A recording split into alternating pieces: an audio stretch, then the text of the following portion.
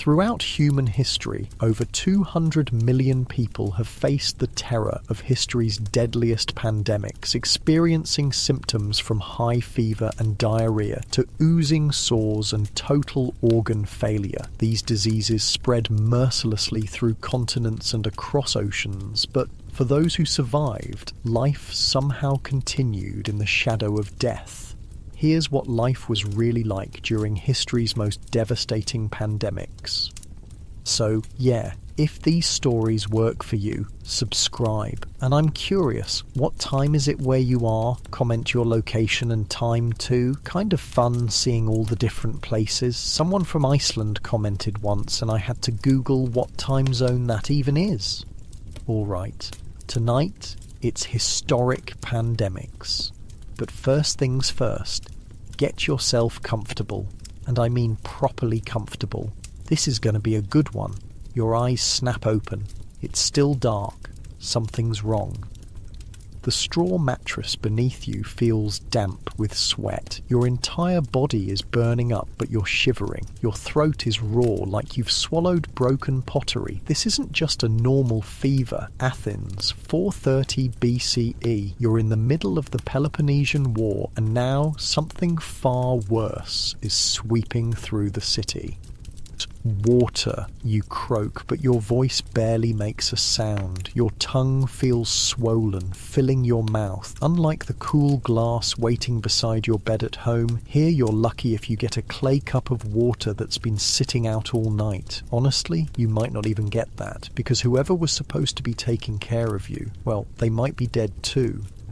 Your head pounds. This isn't like any headache you've had before. This is like someone's taken a hammer to your skull, behind your eyes, in your temples, at the base of your neck. It's everywhere. You can barely think straight. Your body feels like it's been thrown from a cliff, every muscle aching in ways you didn't know were possible. The room spins as you try to sit up. Bad idea. You fall back, the rough straw poking through the thin cloth beneath you. Nothing like your memory foam mattress back home, is it? Outside, you hear wailing. Someone's lost another family member. That's been the soundtrack of Athens for weeks now. Mourning, crying, the occasional prayer to gods who don't seem to be listening. Cleon, are you awake? A voice comes from the doorway. Your sister, Thalia. Thank the gods she's still alive. I'm awake, you manage. Barely. She steps in, a clay lamp casting shadows across her face. Even in the dim light, you can see she looks terrible. Dark circles under her eyes, her normally carefully arranged hair hanging in tangles. She hasn't slept properly in days. You need to drink something, she says, bringing a cup to your lips. The water is warm and tastes faintly of the clay pot it's been stored in, but it's the most amazing thing you've ever tasted, soothing your throat for just a moment. How bad is it today, you ask, though you're not sure you want the answer.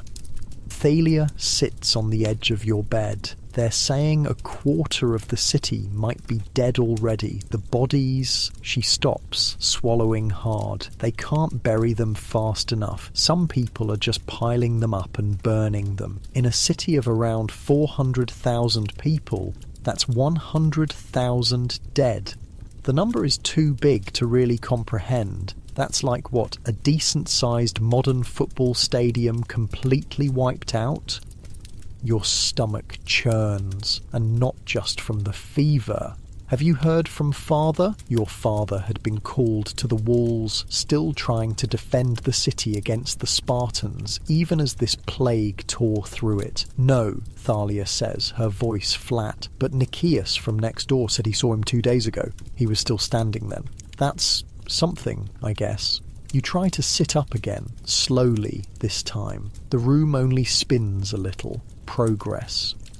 I need to show you something, you say, pulling at the neck of your tunic. These weren't here yesterday. Thalia leans closer, holding the lamp near your chest. Her sharp intake of breath tells you it's not good. Pustules, she whispers. The rash, just like Thucydides described. Ah, Thucydides, the general who survived the plague and wrote about it in excruciating detail. Great guy, really thorough, but right now you're not thrilled to be living out his medical observations. Awesome, you say, letting your head fall back. So I've got the full package deal. Don't talk like that, Thalia snaps. Plenty of people are surviving this. You just need to rest, drink, and... She trails off, because honestly, nobody really knows what to do. This is 430 BCE. The height of medicine right now is basically hope you get better with some herbs thrown in for good measure. I'm going to get you some barley porridge, she says, standing. You need to eat something. As she leaves, you're left alone with the sound of Athens dying around you. From somewhere in the distance, you hear shouting, not mourning this time. Angry voices, things breaking. That's the other thing Thucydides wrote about, how quickly society breaks down when death is everywhere. People are looting, stealing, doing whatever they want. The normal rules don't apply when you think you're going to die anyway. Some are spending everything they have on one last good time. Others are taking what they want by force. You close your eyes, trying to block it all out. Your body alternates between burning hot and freezing cold. Your throat feels like you've been gargling with sand, and now there's the pustules, little fluid-filled bumps spreading across your chest. Good times in ancient Athens, huh? Here, Thalia's back, holding a wooden bowl of something steaming. The smell turns your stomach, but you know you need to eat. The porridge is bland, just boiled barley with a drizzle of olive oil and a pinch of salt. But it's food, and that's more than a lot of people in Athens have right now. I saw Pericles yesterday, Thalia says, as you force down a spoonful. That gets your attention. Pericles, the great leader of Athens, the man who ordered everyone inside the city walls for protection against Sparta, inadvertently creating the perfect conditions for disease to spread like wildfire. How is he, you ask? Sick, she says simply, like everyone else. That's the thing about this plague. It doesn't care if you're rich or poor, powerful or weak. Pericles, with all his wealth and influence, is just as vulnerable as the poorest slave in Athens. Some people are saying this is punishment from the gods, Thalia says, looking out the small window. The sky is turning pink as dawn approaches, for bringing so many people inside the walls, for the war. And what do you think, you ask, pushing the bowl away after a few bites. That's all you can manage. She's quiet for a moment. I think diseases don't care what the gods want. They just are. Pretty progressive thinking for 430 BCE. You're proud of your fictional sister. A sudden cramping in your gut doubles you over. Great, the diarrhea phase has begun. Thucydides mentioned this too. Your body is about to expel everything from both ends. Bucket, you gasp, and Thalia is quick, sliding a wooden pail next to your bed just in time. I'll spare you the graphic details, but let's just say the next hour is unpleasant, very unpleasant. Ancient Greek plumbing isn't exactly equipped for this kind of situation, and by ancient Greek plumbing, I mean no plumbing at all. By midday, you're exhausted, drenched in sweat, and your throat is burning from vomiting. Thalia has been amazing, emptying the bucket, bringing fresh water, wiping your face with a damp cloth, but you can see she's swaying on her feet. Thalia, you rasp. Are you feeling okay? She won't meet your eyes. I'm fine, just tired. Thalia, she sighs, sitting heavily on the stool beside your bed. My head hurts since this morning. Your heart sinks. The headache is how it starts. You should lie down, you say. Rest. Who's going to take care of you? She asks, and there's a note of panic in her voice. I'm through the worst of it, you lie. You have no idea if that's true. Just for an hour, please. She hesitates, then nods, too exhausted to argue. I'll be in the next room. Call if you need anything. After she leaves, you try to stand up. The room tilts alarmingly, but you manage to stay upright, holding onto the wall for support. You need to see what's happening outside. The street below your window is almost unrecognizable from just a week ago. There are bodies. Not many. Most have been collected, but a few lie where they fell, covered with cloth. No one wants to touch them. People move quickly, heads down, keeping distance from each other. Some wear cloths over their faces, though no one knows if that helps. Others carry herbs and flowers to their noses, believing the sweet scents will ward off the disease. A group of men stagger past, clearly drunk despite the early hour. They're laughing too loudly, arms around each other's shoulders. One carries a wine jug. They're celebrating like it's their last day alive. For some of them, it probably is. As you watch, two of them break away from the group, heading toward a house across the street. The door is ajar, never a good sign these days. It means the occupants are either dead or too sick to care about security. The men disappear inside, looting. It's becoming common. With death everywhere, the normal rules of society are collapsing. Why not steal? Why not take whatever you want? The gods have abandoned Athens anyway. You're reminded of what Thucydides wrote. The catastrophe was so overwhelming that men, not knowing what would happen next to them, became indifferent to every rule of religion or law. You turn away from the window, suddenly dizzy again. Making your way back to the bed, you collapse onto it, your brief energy spent. Your eyes close and you drift into a fevered sleep filled with strange dreams. You're running through Athens, but the streets keep changing. Bodies pile higher and higher until they form walls on either side. Pericles stands atop them, shouting something you can't understand. The Spartans are at the gates, but they're not men. They're giant rats with human faces. You wake with a start, disoriented. The room is dark again. You've slept the whole day away. Thalia, your voice is stronger now, which is something. No answer. Thalia, louder this time. You hear a faint sound from the next room. Pushing yourself up, you stagger to the doorway. Thalia is on her pallet, curled into a ball, shivering despite the summer heat. When she looks up at you, her eyes are bloodshot. "You should be in bed," she says, but her voice is weak. "So should you." You sit beside her, placing a hand on her forehead. She's burning up.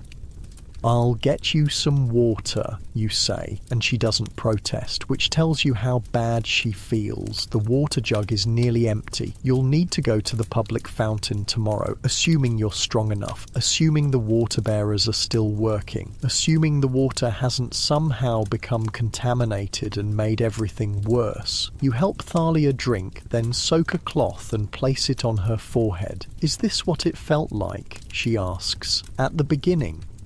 You nod. "Unfortunately, yes. But hey, I'm already feeling better."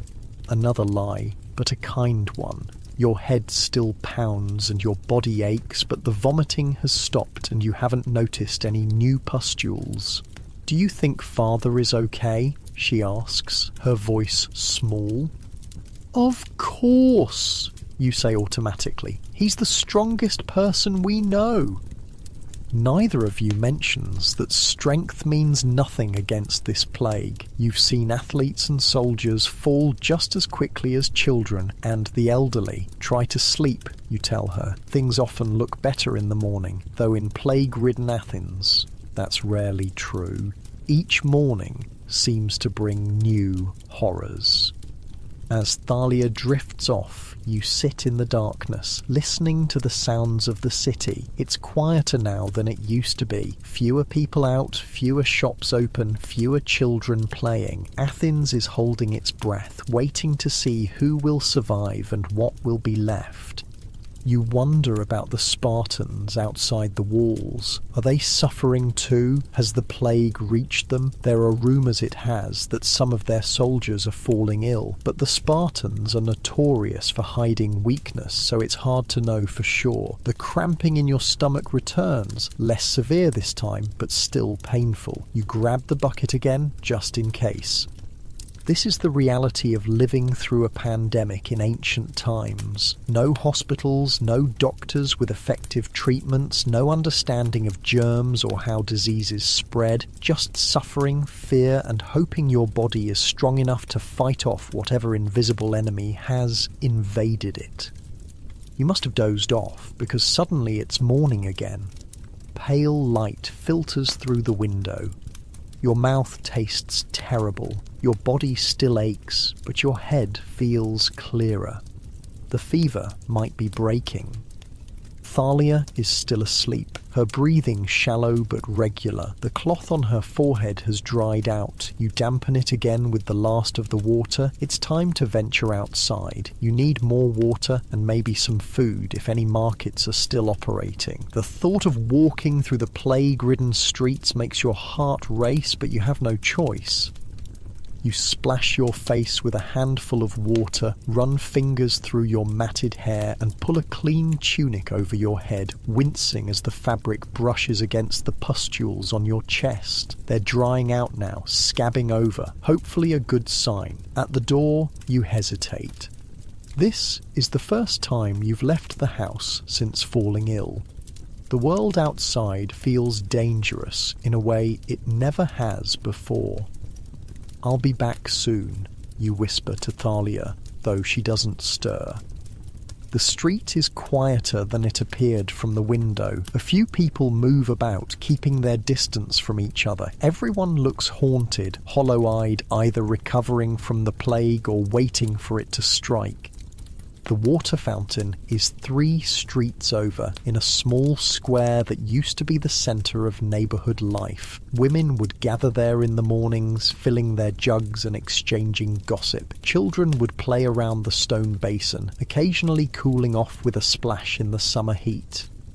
Now, as you approach, you see only a handful of people. They stand well apart, waiting their turn without the usual chatter. One woman is openly weeping as she fills her jug. Another has a cloth tied over her face. You take your place in the sparse line, the empty water jug heavy in your still weak arms. The sun is climbing higher, and despite the early hour, the heat is already building. Your tunic sticks to your back with sweat that might be from fever or might just be from the Greek summer. "Cleon, is that you?"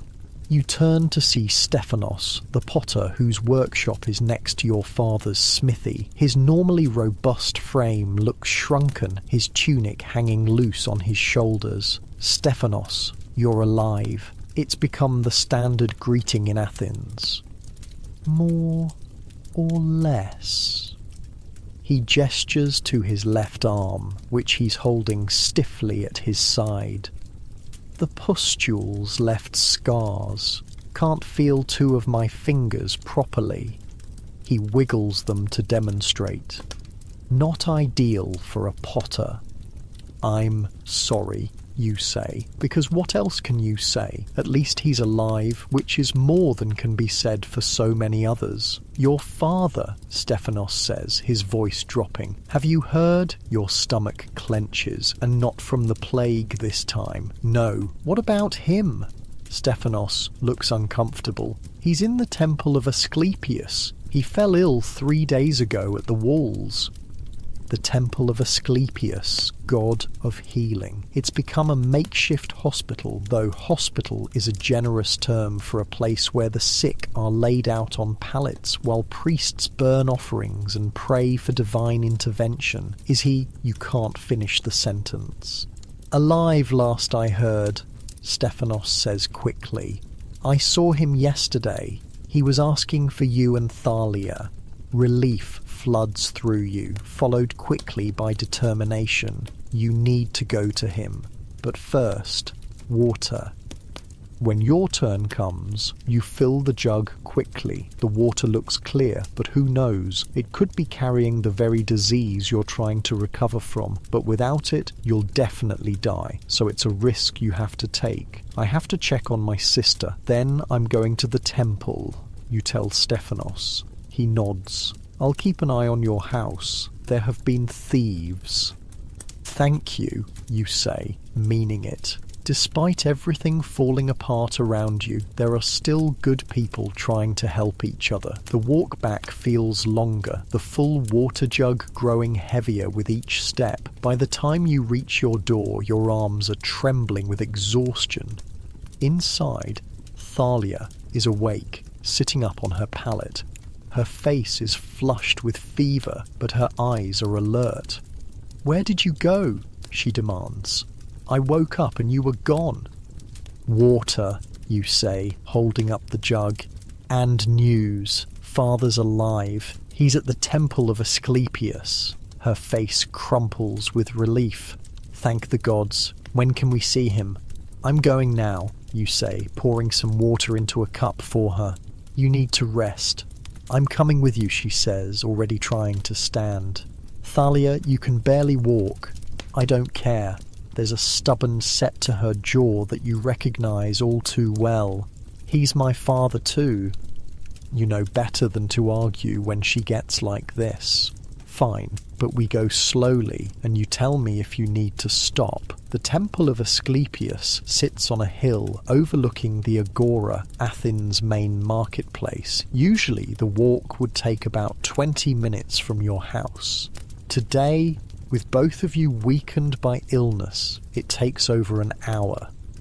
The streets become more crowded as you approach the Agora, though it's nothing like the bustling centre it was before the plague. Some shops are open, selling food and necessities, but there are no casual browsers, no groups of men discussing politics, no children darting between market stalls. "It's so quiet," Thalia whispers, leaning heavily on your arm. "I know. The silence of Athens is perhaps more unsettling than the visible signs of the plague." The temple looms ahead, its white columns stark against the blue sky. In normal times it would be a place of quiet reverence, with the sick making offerings and sleeping within its walls, hoping for healing dreams from the god. Now it's overflowing. Pallets line the steps and the surrounding grounds. Priests and attendants move among them, offering water and words of comfort, but little else. The smell hits you first. Sickness, unwashed bodies, waste buckets that aren't emptied often enough. You feel Thalia tense beside you, but she straightens her shoulders and keeps walking. An attendant meets you at the base of the steps. "Who are you looking for?" "Aristides the blacksmith," you say. "Our father. We heard he was brought here." The man's face softens slightly. "The big man with the beard? From the west wall?" You nod, hope rising. "Follow me."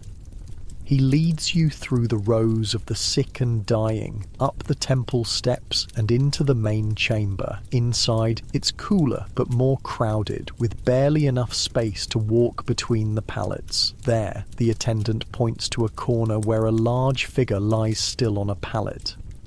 You hurry over, Thalia close behind. As you approach, you can see your father's chest rising and falling. He's alive, but his normally ruddy face is pale and covered with sweat. His powerful arms, so strong from years at the forge, lie limp at his sides. "Father," Thalia chokes out, dropping to her knees beside him. His eyes flutter open, unfocused at first, then sharpening as he recognizes you. "My children," he whispers, his voice a rasp. "You're alive." "Oh, so are you," you say, taking his hand. It's burning hot, the skin dry. "Barely." He tries to smile, but it turns into a grimace of pain. "The gods are testing me." "Save your strength," Thalia says, placing a cool hand on his forehead.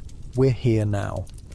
Around you, the temple is a scene of quiet desperation. Priests move from pallet to pallet, offering prayers and sometimes medicine, herbs and concoctions that probably do little good but provide comfort nonetheless. Family members sit with the sick, some weeping, others just staring blankly, as if they can't quite believe what's happening. In one corner, a priestess is chanting, burning herbs that fill the air with fragrant smoke. The sick nearest to her breathe it in desperately, hoping for some relief from their suffering. This is medicine in 430 BCE, a mixture of primitive herbal remedies, religious ritual, and hoping for the best. No antibiotics, no understanding of hygiene, no concept of viruses or bacteria. Just people doing what they've always done in times of illness, praying it will be enough. As you sit with your father, watching his laboured breathing, you realise this is what pandemic survival has always been about. Not just your own body's fight against disease, but the struggle to care for those you love, to hold society together when everything is falling apart, to find meaning in suffering. Thalia catches your eye across your father's pallet. Despite everything, her own illness, the horrors you've both witnessed, the uncertainty of the future, there's a flicker of determination in her gaze, a refusal to give up, and in that moment you understand why some people survive plagues while others succumb. It's not just about physical strength or luck, it's about finding a reason to keep going, day after day, hour after hour, breath after breath. As the sun begins to set, casting long shadows through the temple's columns, your father's fever seems to ease slightly. His breathing becomes more regular, and he even manages to drink a little water. You should go home, he tells you and Thalia. Rest, come back tomorrow. We're staying, Thalia says firmly, and you nod in agreement. Outside, Athens settles into an uneasy night. The usual sounds of evening, music, laughter, the calls of vendors selling their last wares, are absent. Instead, there's just the occasional wail of morning, the hurried footsteps of those rushing to reach home before dark, and the eerie silence of a city whose very soul is under siege. Inside the temple, lamps are lit, casting a warm glow over the suffering. Some of the sick sleep fitfully, others stare at the ceiling, lost in their own thoughts. A few murmur prayers or call for water. You and Thalia take turns dozing, making sure one of you is always awake to watch over your father. The night passes slowly, marked by the changing of the priests, the moans of the sick, and the awful final stillness that comes over some pallets. But your father makes it through the night, and as dawn breaks over Athens, bringing another day of uncertainty and fear, you allow yourself a small flicker of hope, because that's the thing about pandemics. Even the worst ones in history, they don't last forever. And even in the darkest moments, there are people fighting, caring, finding ways to survive. People like you, people like Thalia, people like your father, clinging to life with the same stubborn strength he brings to his forge. The plague will pass, eventually. Athens will rebuild. Those who survive will tell stories of these days, of the time when death walked the streets and life itself seemed to hang in the balance. And maybe, just maybe, they'll remember not just the horror, but the moments of courage and kindness that shone through the darkness. Like the attendant who brings you fresh water without being asked, like Stephanos keeping watch over your empty house, like you and Thalia refusing to leave your father's side. This is what it means to live through history's worst pandemics, not just the suffering, but the fighting back, the hanging on, the refusing to let death have the final word. As the new day brightens, your father opens his eyes, clearer now, more present. "Still here?" he asks, looking at you and Thalia. Always, Thalia says, squeezing his hand, and in that moment, against all odds, you believe you might all survive this after all. The world shifts around you. Athens fades away, the temple of Asclepius dissolving like mist. For a moment you're suspended between times, between lives. Then reality solidifies again, and you're somewhere new. Someone new. Your name is Marius, and you're a soldier in the Roman Empire. The year is 165 CE. You wake up to pounding on your door. Your head is throbbing, your mouth dry as sand. The thin wool blanket is soaked with sweat despite the winter chill. Marius, open up. The voice belongs to Gaius, your commander. You try to stand, but your legs buckle. Something's wrong. Very wrong. Your skin feels like it's burning from the inside. I'm coming, you croak, but your voice is barely a whisper. The door crashes open and Gaius stands there, silhouetted against the morning light. His face is half covered with a cloth and he's keeping his distance. Gods above, you look terrible, he says, staying firmly in the doorway. You've got it, haven't you? Got what? But even as you ask, you know. The sickness that's been spreading through Rome for weeks now. The one that came back with the legions from the Eastern campaign against the Parthians. They're calling it the Antonine Plague after Emperor Antoninus, though some are starting to call it the Plague of Galen after the physician who's been documenting its spread. Whatever the name, it's been ripping through the empire like fire through dry grass. You know what Gaius says grimly? The plague. Half the barracks is down with it already. You try to respond, but a coughing fit doubles you over. When you straighten up, you notice spots of blood on your hand. Gaius sees it too, and takes another step back. I'll send someone with food and water. Stay here. Don't come out. But the patrol... Forget the patrol. You're quarantined. Emperor's orders. He's already backing away. Anyone showing symptoms is to remain isolated. With that, he's gone, pulling the door shut behind him. You hear him shouting orders to someone outside, probably telling them to mark your door so others know there's sickness inside. Great. Just great. You slump back onto your cot, the world spinning. The small room, little more than a cell, really feels both too hot and too cold at once. Your standard-issue legionary tunic is plastered to your skin with sweat. Nothing like the breathable fabrics you're used to in your bed at home. No memory foam pillows here, just a straw-stuffed sack that smells faintly of mould and the previous occupant. How did this happen? You were fine yesterday, maybe a little tired after the long march, but nothing unusual, nothing to suggest you were about to be flattened by whatever this is. Your mind drifts back to the campaign, 3 years fighting in Mesopotamia, 3 years of blood, dust and boredom, punctuated by moments of sheer terror. You'd survived it all, the battles, the ambushes, the scorching heat and freezing nights of the desert.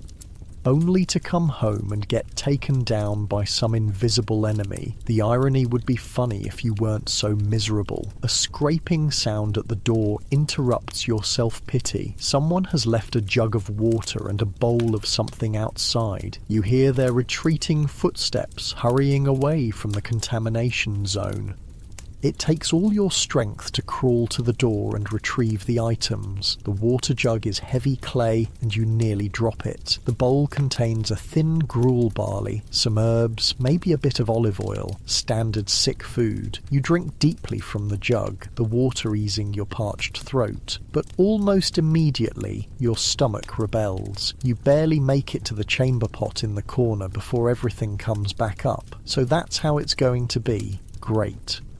Outside, life in Rome continues. You can hear the sounds of the city through your small window, vendors calling their wares, the clatter of carts on stone streets, the endless hum of thousands of people living on top of each other. But there's something different about the soundscape now. There are gaps, silences where there shouldn't be, fewer voices, fewer carts, and occasionally the unmistakable wail of mourning. Rome is changing. You can feel it even from your sickbed. You drift in and out of consciousness as the day wears on. The fever rises and falls like the tide, bringing strange dreams when it peaks. You see your mother, dead these 10 years, standing at the foot of your cot. You see battlefields from the Eastern Campaign, but the enemy soldiers have no faces. You see Emperor Marcus Aurelius himself wearing a crown of burning thorns. When you wake fully, it's dark. Someone has left more water and food while you slept and lit the small oil lamp on the table. The flame casts jumping shadows on the walls. Your skin feels strange, tight somehow. You hold your arm up to the lamplight and nearly cry out in shock. Raised bumps cover your skin from wrist to elbow.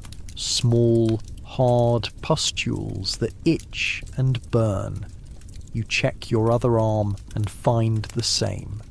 Pulling up your tunic, you see they're spreading across your chest too. Not good, you mutter to yourself. Really not good. You've seen this before on the march home from Mesopotamia, soldiers breaking out in similar rashes, then the fever spiking, then, well, about a quarter of them didn't make it. The rest were never quite the same. A knock on the door startles you. You're not expecting anyone. Food deliveries just appear without announcement. Who is it? Your voice sounds terrible, a raspy shadow of itself. It's Livia. Your heart jumps. Livia, the daughter of the cloth merchant whose shop sits beside the barracks, the woman whose smile you've been thinking about for weeks, ever since you returned from the East. You can't be here, you call out. I'm sick, the plague. I know, her voice is calm. Open the door, Marius. Against your better judgment, you shamble to the door and pull it open a crack. Livia stands there, a basket in her hands, a cloth tied over her nose and mouth. You shouldn't be here, you repeat. Probably not, she agrees, but my father had this sickness last month and recovered, and I've been helping at the temple, tending to the sick. If I'm going to catch it, I would have by now. She pushes past you into the room, setting her basket on the table. Besides, someone needs to make sure you soldiers don't die of neglect. The army's idea of nursing is throwing bread at you twice a day and hoping for the best. You're too weak to argue, collapsing back onto your cot as she busies herself with the contents of her basket. My father thinks it's a punishment from the gods, she says conversationally, crushing something in a small mortar and pestle she's brought. For the Eastern Campaign. For disturbing sacred sites. What do you think? You ask, watching her work. She shrugs. I think disease doesn't need gods to explain it. It just needs bodies. That's surprisingly practical. I live above a cloth shop in the most crowded city in the world, she says dryly. Practicality keeps you alive. She approaches with a cup of something steaming. Drink this. Willow bark, honey, and a few other things. It won't cure you, but it might help with the fever. The drink is bitter, despite the honey, but you force it down. Thank you. Livia nods, then dips a cloth in a bowl of water and begins to sponge your face. The cool water feels incredible against your burning skin. They say Emperor Verus has it, she says after a moment. The plague. That gets your attention. Lucius Verus, co-emperor with Marcus Aurelius, a military man respected by the legions. Will he survive, you ask? Livia's hands pause briefly. They say it doesn't look good. The best physicians in Rome are with him, but she trails off. If the Emperor can die from this, with all his wealth and the finest medical care available, what chance do you have?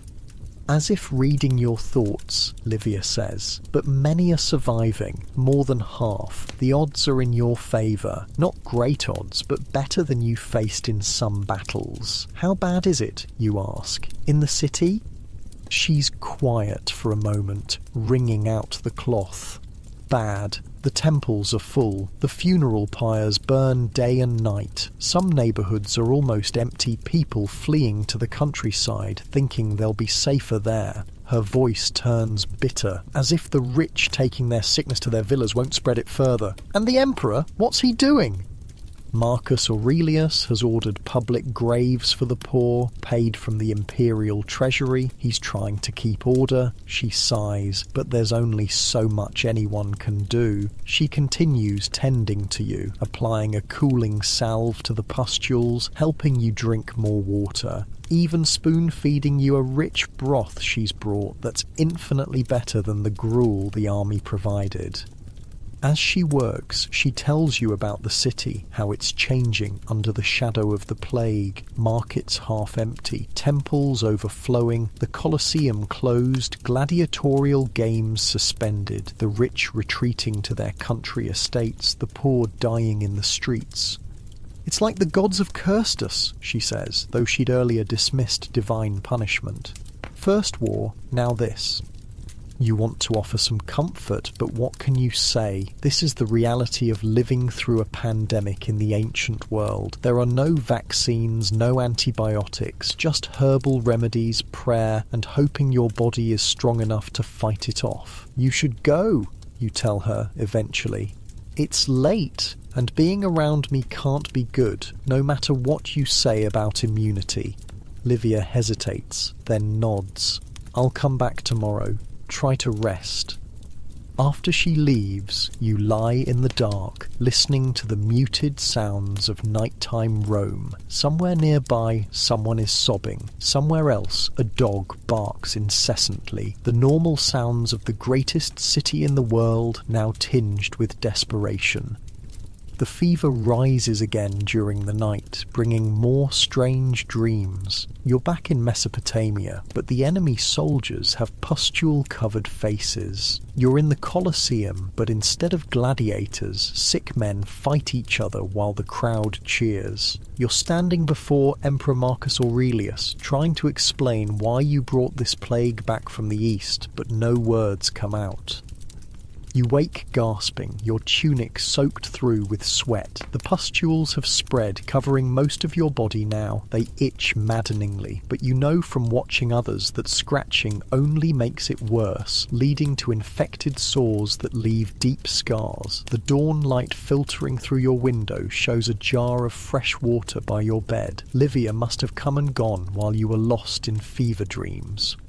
The day passes in a blur of misery. Your commander Gaius shouts through the door that 10 more soldiers in your century have fallen ill. The barracks are being converted to a sick ward. The patrols are undermanned. The city is growing restless. Just don't die. He orders you as if it's a matter of discipline. That's an order, soldier. Yes, sir, you croak, though you're not sure he hears you. By evening, the fever has broken slightly, leaving you weak but more alert. The pustules have stopped spreading, which you hope is a good sign. You manage to keep down some water and a little bread. When Livia arrives, she seems pleased with your progress. The first 3 days are the worst, she tells you, changing the cloths she's laid over the worst of the pustules. If you make it through those, you'll likely recover. How do you know so much about this, you ask? I told you. I've been helping at the temple. You see patterns after a while. She works with quick, efficient movements, her hands gentle but sure. The very old and very young are hit hardest. Soldiers and labourers, strong men often recover. Often, you repeat. Not always. She meets your eyes. No, not always. There's something she's not telling you. You can see it in the tightness around her mouth, the way she won't quite meet your gaze. Livia, what is it? She sighs, sitting on the stool beside your cot. There's talk in the city. People saying the soldiers brought this back from the east, that it's your fault. Her voice drops. There have been incidents, attacks on legionaries who were walking alone. Great. As if being sick wasn't bad enough, now you have to worry about angry mobs. Are you safe, you ask? Coming here, to the barracks? She gives you a small smile. I can take care of myself, and most people know my father and I have been helping the sick. They leave us alone. You nod, but make a mental note to be careful when you recover, if you recover. Rest, Livia says, standing. I'll come again tomorrow. She does come the next day, and the next. Each day you grow a little stronger. The pustules begin to dry out and scab over. The fever recedes. Your appetite returns. On the 5th day, you're able to stand without the room spinning. On the 6th, you can walk the length of your small quarters without needing to rest. Livia brings news from the city. The plague continues to spread, claiming more lives each day. Emperor Verus is dead, leaving Marcus Aurelius as sole emperor. The funeral pyres burn without ceasing. They say 1/4 of those who catch it die, she tells you on her 7th visit. You're lucky. Lucky? You don't feel lucky, covered in scabs that will likely leave scars, weak as a newborn colt, but you're alive, which is more than can be said for many. On the 10th day, Gaius declares you fit for light duty. The pustules have mostly healed, leaving angry red marks that will fade to scars over time. Your strength is returning, though you tire easily. Report to the granary, he tells you through the door, still unwilling to face you directly. Guard duty, minimal contact with others. You understand the caution. Even though you've recovered, people will be wary of you for a while, and truthfully, no one is sure if those who've had the plague can spread it to others even after they seem well. The Rome you step into after 10 days of isolation is changed. The streets are less crowded, many shops are closed, their owners dead or fled. The usual bustle of the world's greatest city is muted, as if everyone is holding their breath, waiting to see who will be struck down next. At the granary, you take up your post alongside 2 other soldiers who've also recovered from the plague. Your orders are simple: prevent looting. With food supplies disrupted by the pandemic, the granaries have become prime targets. Heard about the riots in the Suburra? One of the soldiers asks you during the long, quiet watch. You shake your head. Food ran out, or the merchants were charging too much. Depends who you ask. He rubs at the scars on his arms, a habit you've noticed among those who've survived the pustules. Mob tore apart 3 shops before the urban cohort got there. The other soldier spits. Going to get worse before it gets better. Always does with these things. You think of Athens, of the social breakdown Thucydides described during that long-ago plague. Some things never change, it seems, whether in Greece or Rome, whether 430 BCE or 165 CE. As darkness falls, you notice a familiar figure approaching the granary, Livia carrying her basket. You shouldn't be out after dark, you tell her when she reaches you. It's not safe. I know, she says simply, but I promised my father I'd bring this to the temple. She indicates her basket. Medicines. He's been making them for the sick. I'll walk you there, you decide, looking to your fellow guards. Cover for me? They nod, understanding in their plague-scarred faces. The streets are eerily quiet as you and Livia make your way toward the temple. Few people are out, and those who are hurry along with heads down, avoiding contact. The only crowds are around taverns, where men drink as if there's no tomorrow, which, for some of them, there may not be. It's changing everything, Livia says quietly as you walk. This plague, the way people think, the way they behave. Some have given up all restraint, spending everything they have on pleasure, figuring they'll be dead soon anyway. Others have become fanatically religious, seeing punishment from the gods everywhere. And you ask? She considers this.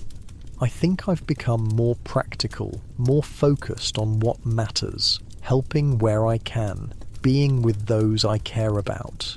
She glances at you. Not wasting time. There's something in her look that warms you despite the cool evening air.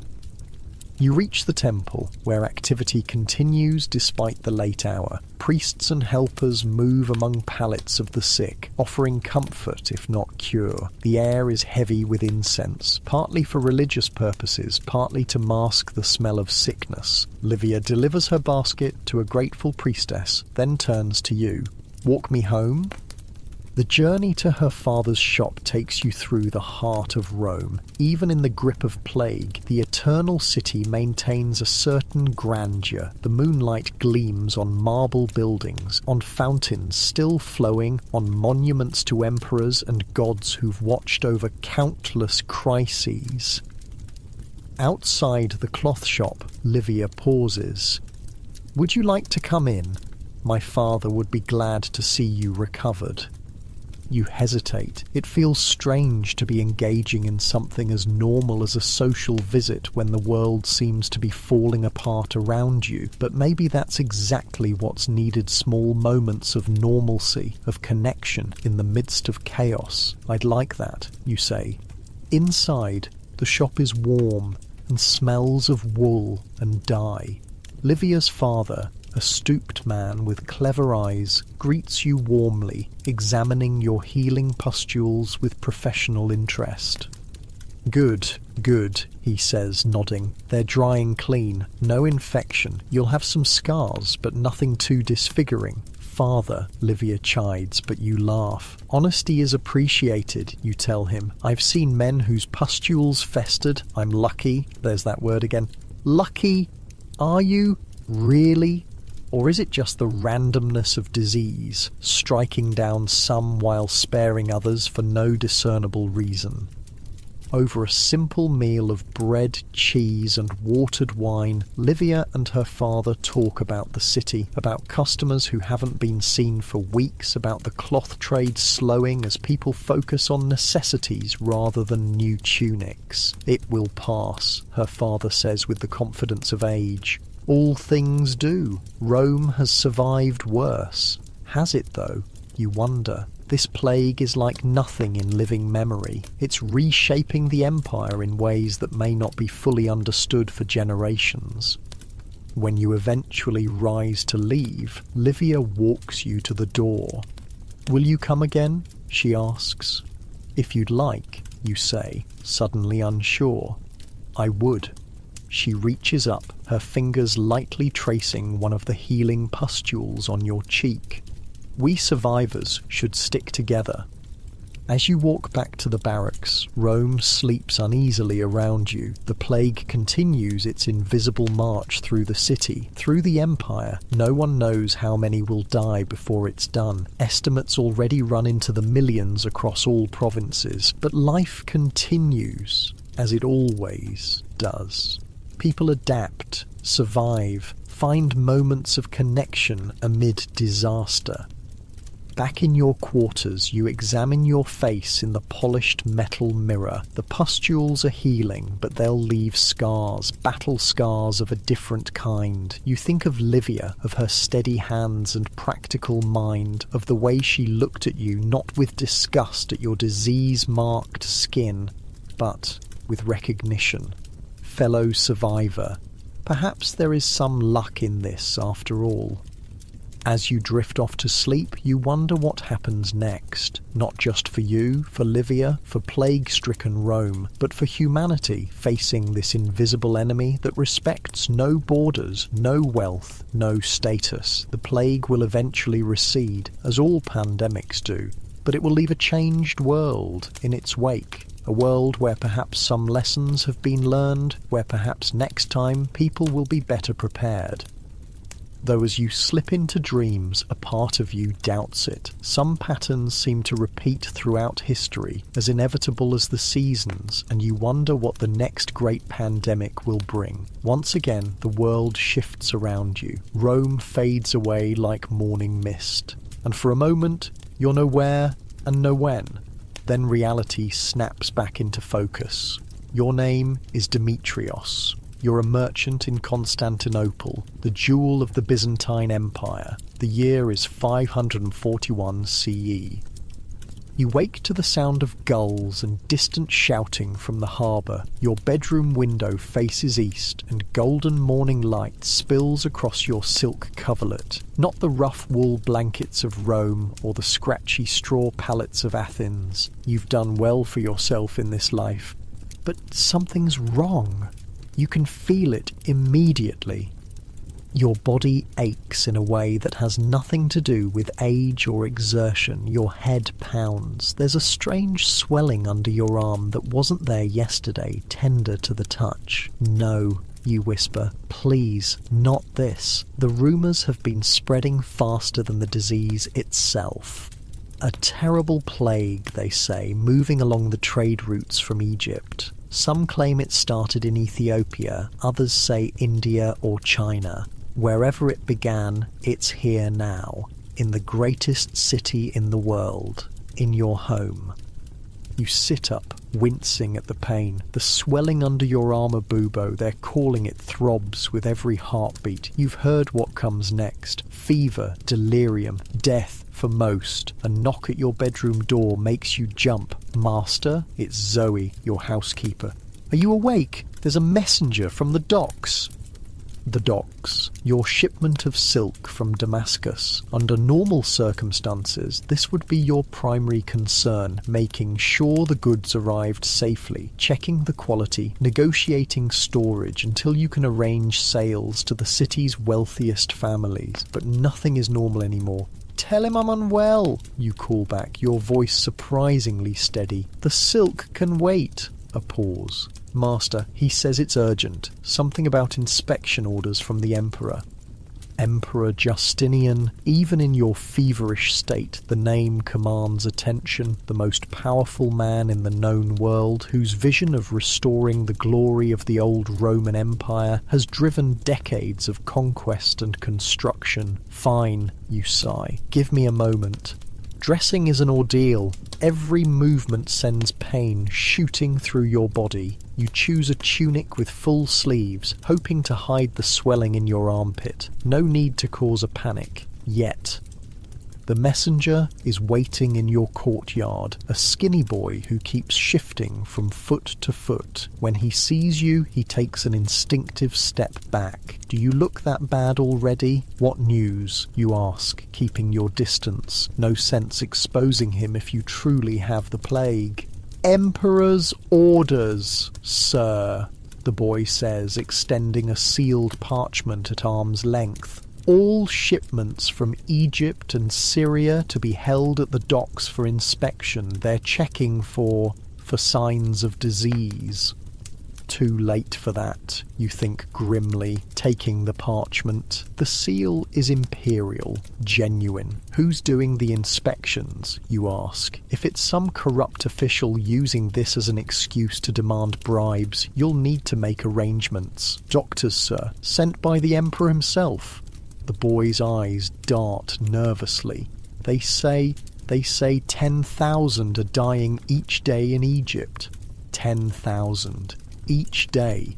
The number is too vast to comprehend. Thank you, you say, pressing a small coin into the boy's hand. Go quickly now. He doesn't need to be told twice, practically running from your house. Alone again, you slump against a column in your courtyard. The fever is getting worse. The morning sun, usually so welcome, feels like an assault, and the bubo under your arm pulses with hot, insistent pain. Master, Zoe again, hovering in the doorway. Should I send for a physician? You consider this. Physicians are already in short supply, with so many falling ill, and what can they do, really? The treatments you've heard about lancing the buboes, bloodletting, strange herbal concoctions seem as likely to kill as to cure, but the alternative is waiting to die. Yes, you decide. Send for one. And Zoe, don't come near me. Tell the others to stay away too. Her eyes widen as she understands. The plague? You have it? I don't know for certain, but Yes, I think so. She makes the sign of the cross, backing away. I'll send for the physician right away. Left alone, you make your way to your private courtyard garden. If these are to be your last days, you want to spend them looking at beauty, not trapped in a sick room.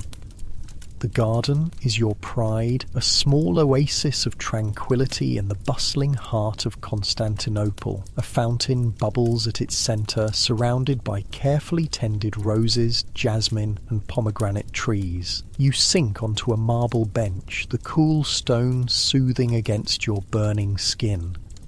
From here, you can see a sliver of the city beyond your walls. Constantinople, the new Rome, with its magnificent churches and palaces, its bustling markets and crowded streets, the greatest city in Christendom, home to nearly 500,000 souls. How many of those souls will survive this plague? Your mind wanders to your warehouse near the docks, filled with treasures from across the known world, silks from Damascus and beyond, spices from India, ivory from Africa, papers from Egypt, your entire life's work measured in goods and gold. What good is any of it if the plague takes you? A soft moan escapes your lips as a wave of pain washes over you. The bubo is growing larger. You can feel it, and now there's another one forming on your neck. Your skin burns. Your thoughts grow fuzzy around the edges. Master Demetrios? You look up, blinking against the sunlight. A man stands at the garden entrance tool, bearded, wearing the dark robes of a physician. The plague, you say simply. No point in pretenses. He nods, approaching cautiously. May I examine you? What's the point? Bitterness creeps into your voice. Can you cure it? No, he admits, and you appreciate his honesty. But I can perhaps ease your suffering, and not everyone dies. Not everyone. Small comfort, but comfort nonetheless. You allow him to examine you, wincing as his fingers probe the swollen buboes. His face remains impassive, professional, but you can read the grim diagnosis in his eyes. How long? You ask when he's finished. Impossible to say. Some succumb within days, others linger for weeks. He opens his satchel, removing various vials and packets. I can give you something for the pain and fever, and I recommend lancing the buboes. The pus inside is believed to contain the poison. You've heard of this treatment, cutting open the swellings to drain the infected fluid. It sounds barbaric, but then again, so is dying of plague. Do it, you say, closing your eyes. What follows is among the most painful experiences of your life. The physician uses a small, sharp blade to slice open the buboes, one under your arm, the other on your neck. The pain is blinding, white-hot, but mercifully brief. Then comes the draining, foul-smelling pus that he captures in a cloth. Burn that, you gasp when it's over. Of course. He bandages your wounds, then prepares a draught of various herbs steeped in wine. Drink this. It will help with the fever and pain. The concoction tastes vile, bitter herbs barely masked by the sweetness of the wine, but you drink it all, desperate for any relief. Rest now, the physician says, packing his implements. Have your servants bring cool water for compresses, and pray. Will you come again tomorrow? You ask, suddenly afraid of facing this alone. He hesitates, then nods. If I'm able. If he's not taken by the plague himself, he means. After he leaves, you remain in the garden until the shadows grow long. The medicine has dulled the worst of the pain, but the fever still rages. Your thoughts drift, memories swirling like leaves in a stream.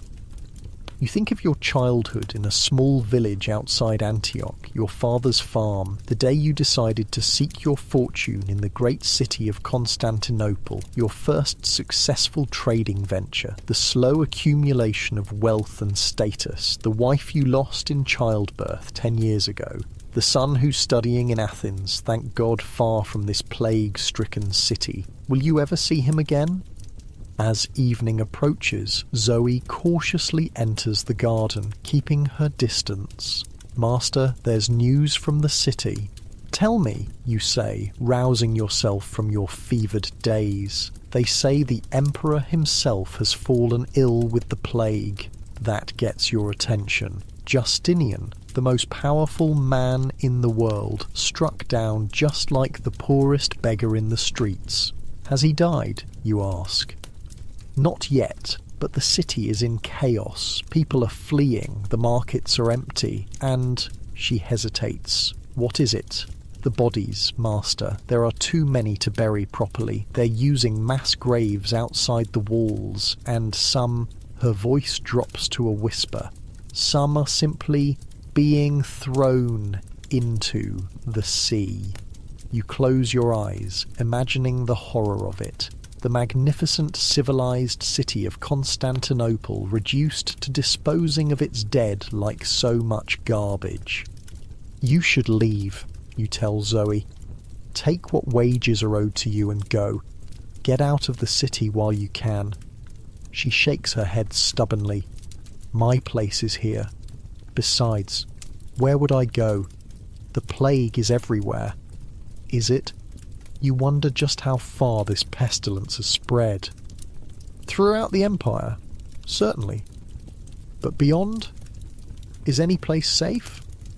Night falls, bringing no relief from the fever. You drift in and out of consciousness, your dreams filled with nightmarish visions, streets piled with corpses, the sea turned red with blood, the great dome of Hagia Sophia cracking open like an egg to reveal a swarm of diseased rats.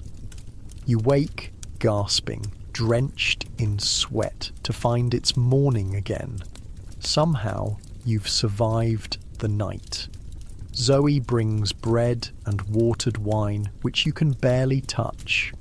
The physician, you ask. I sent for him, but she doesn't need to finish. Either he's tending to other patients, or he's succumbed himself. You nod, unsurprised. Help me to the roof, you say. I want to see the city. Your house, like many belonging to wealthy merchants, has a flat roof used as an additional living space in pleasant weather. Zoe helps you climb the stairs, supporting your weight as your legs threaten to give out. The view from the roof steals what little breath you have left. Constantinople, the bustling, vibrant heart of the empire, looks like a city of the dead. The streets, normally teeming with life, are nearly empty. No merchants hawking their wares, no children playing, no animals being led to market, only the occasional cart rumbling past, piled high with shrouded forms. In the distance, beyond the city walls, you can see the smoke from funeral pyres, so many that they form a hazy pall over the horizon. They're burning the bodies now, Zoe says quietly. There's no room left to bury them. You think of the 10,000 dying each day in Egypt, according to the messenger boy. Is it the same here? How many have already been lost? How many more will follow? A bout of dizziness forces you to sit. The buboes, though drained yesterday, have refilled overnight, painful and hot. The fever comes and goes in waves, leaving you alternately burning and shivering. Help me back down, you say after a while. I need to write to my son. In your study, you struggle to hold a pen steady enough to write. The words swim before your eyes, but you persist. Your son should know what's happened, should know how much you love him, should be prepared if the plague reaches Athens too. You seal the letter with your merchant's mark, pressing the signet ring into hot wax. Send this with the next ship to Athens, you tell Zoe. Pay whatever it costs. She takes the letter, her face solemn. I will, master. The day passes slowly. Your condition neither improves nor dramatically worsens. The physician doesn't come. From your garden you can hear the changing sounds of the cityless traffic. Fewer voices, but more bells tolling for the dead. By evening, a new symptom appears. Your skin, particularly on your extremities, begins to darken. First a reddish hue, then purplish black, starting at your fingers and toes. Gangrene, the final stage of the plague according to the rumours. "I'm dying," you tell Zoe when she brings your evening meal, which again goes untouched. She doesn't contradict you, which is answer enough. "Will you stay?" you ask. "Until the end?" "Of course, master." Her eyes glisten with unshed tears. "Where else would I go? Where else indeed? The plague is everywhere. The known world is being unmade." Night falls again. Your fever spikes, bringing with it vivid hallucinations. The walls of your bedroom seem to breathe. Shadows take on monstrous forms. You see your dead wife sitting at the foot of your bed, beckoning. But morning comes again, and somehow you're still alive. And not only alive, but different. The fever has broken. The buboes, while still present, no longer throb with each heartbeat. The blackness in your extremities has stopped spreading. When Zoe comes to check on you, her eyes widen in surprise. "Master, you look better. I feel better," you say, marvelling at it. "Not well, but better. Could it be? Are you one of the lucky ones who survive?" The physician finally returns that afternoon, looking haggard and much older than he did 2 days ago. He examines you with evident surprise. "The buboes are shrinking," he says, "and your fever has broken. It appears you may recover. Is that common?" you ask. He shakes his head. "No. Most who reach the stage of blackening skin do not survive. You are fortunate. Fortunate." The word seems inadequate for what feels like a miracle. "What of the city?" you ask. "The emperor? Justinian lives," the physician says. "Like you, he seems to be recovering, but many, many others have not been so fortunate. Perhaps a third of the city has perished already." A third. In a city of 500,000, that means over 150,000 dead. The number is too vast to comprehend. Will it end, you ask? This plague, the physician sighs, suddenly looking every year of his age. All things end eventually, but this may take years to burn itself out, and it may return in waves.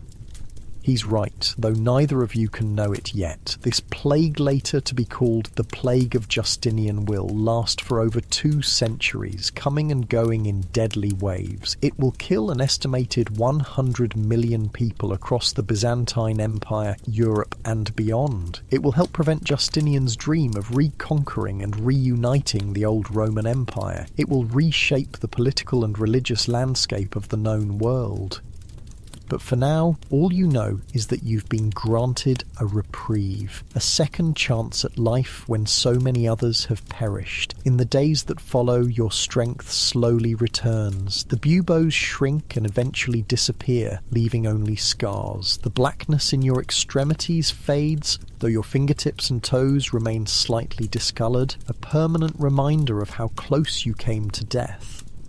A week after your fever breaks, you're strong enough to visit your warehouse near the docks. The streets of Constantinople are still unnaturally quiet. Many shops remain closed, their owners dead or fled. Those people you do see hurry about their business, avoiding close contact, many with cloths tied over their faces. At the harbour, the usual bustle of commerce has slowed to a trickle. Ships sit idle, either quarantined or unable to find enough healthy crew to sail. Your warehouse, when you reach it, is untouched, your silks and spices still safely stored. But to what end? Who remains to buy such luxuries in a city ravaged by plague? As you're inspecting your inventory, a commotion outside draws your attention. A ship is arriving, its crew calling out as they dock. Not a merchant vessel by the look of it, but an imperial dispatch boat. You step outside in time to see a court official disembark surrounded by guards. He unrolls a scroll and begins to read in a loud voice. By order of Emperor Justinian, recovered by the grace of God from the pestilence that afflicts our empire, all citizens are commanded to pray for deliverance. Churches will remain open day and night for this purpose. Those who have recovered from the plague are specially enjoined to give thanks for their salvation and to assist the afflicted where possible, as they may do so without fear of reinfection. Interesting. The Emperor believes those who've recovered are immune to the plague. Is he right? You have no idea, but the thought is comforting. The official continues. Furthermore, to prevent the spread of disease, all bodies must be properly buried or burned. The dumping of corpses is forbidden on pain of death. Ships arriving from foreign ports must remain quarantined for 40 days before any person or cargo may enter the city. 40 days of quarantine that will essentially halt trade for the duration of the plague. Your business, your livelihood is effectively over, at least for now, but you're alive, unlike hundreds of thousands, millions of others across the empire. As you walk back home through the plague-ravaged city, you think about what comes next. Not just for you, but for Constantinople, for the Byzantine Empire, for the world. This plague has changed everything. The dead are beyond counting. The survivors will carry the scars, visible and invisible, for the rest of their lives. Yet humanity continues. The plague will eventually recede. Cities will rebuild. Trade will resume. Life, in some form, will go on. And centuries later, people will look back on this time on your time and wonder what it was like to live through one of history's deadliest pandemics. They'll read accounts written by scholars and church officials. They'll study the economic and political aftermath. They'll note the plague's role in shaping the medieval world that followed. But they won't really know what it felt like. The terror of waking with a swollen lymph node, the pain of the buboes being lanced, the fever dreams and hallucinations, the sight of carts piled high with bodies, the smell of mass funeral pyres burning day and night, the grief of losing friends, family, neighbours, the strange guilty relief of survival when so many others perished. These things can't be fully captured in historical records. They can only be lived. As you reach your home, the sun is setting over Constantinople, casting a golden glow over the city of the dead and the dying, but also the city of the living, the survivors, those who, like you, will carry the memory of this plague forward into whatever world emerges from its shadow. And you wonder as the light fades what the next great pandemic will bring, and who will live to tell its story. Once more, reality shifts around you. Constantinople dissolves like fog in morning sun. For a suspended moment, you exist nowhere and nowhen. Then the world re-solidifies. Your name is Thomas. You're a baker's son in the thriving port city of Bristol, England. The year is 1348.